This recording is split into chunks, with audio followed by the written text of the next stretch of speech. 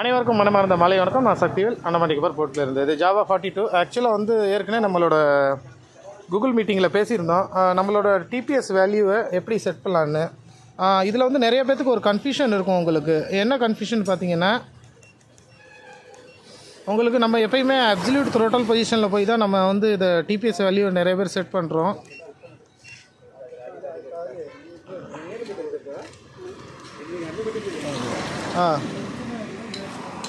Absolute throttle பொசிஷனில் போய் தான் நம்மளோட டிபிஎஸ் வேல்யூ செட் பண்ணுறோம். இந்த இடத்துல நிறைய பேருக்கு கன்ஃபியூஷனாக இருக்கும்.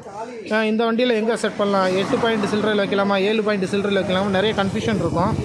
இந்த இடத்துல நம்ம செட் பண்ணுறதை விட்டுட்டு இது அப்சல்யூட் த்ரோட்டல் பொசிஷனு. இப்போ ரிலேட்டிவ் த்ரோட்டல் பொசிஷனுக்கு போகிறோம்.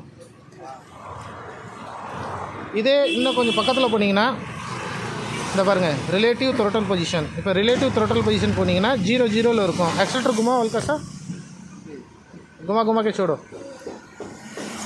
இங்கே பாருங்கள், இப்போ இங்கே ஃப்ளக்சுவேஷன் ஆகுது பாருங்கள்.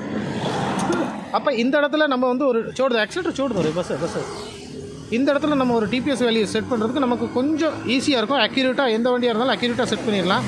ஆனால் நம்ம ஸ்கேனர் போடும்போது நமக்கு ரிலேட்டிவ் த்ரோட்டல் பொசிஷன் அதில் ஆப்ஷன் இருக்கா இல்லையா அதை பார்த்துட்டோம்னா, அப்படி அந்த ஆப்ஷன் இருந்துச்சுன்னா நம்ம டிபிஎஸ் வேல்யூ செட் பண்ணும்போது நம்மளோட இந்த ரிலேட்டிவ் த்ரோட்டல் பொசிஷன் இதில் வந்து செட் பண்ணாக்க நமக்கு கொஞ்சம் ஈஸியாக இருக்கும். நன்றி, வணக்கம். நான் சக்திவேல் அண்ணாமலை போர்ட்டில்.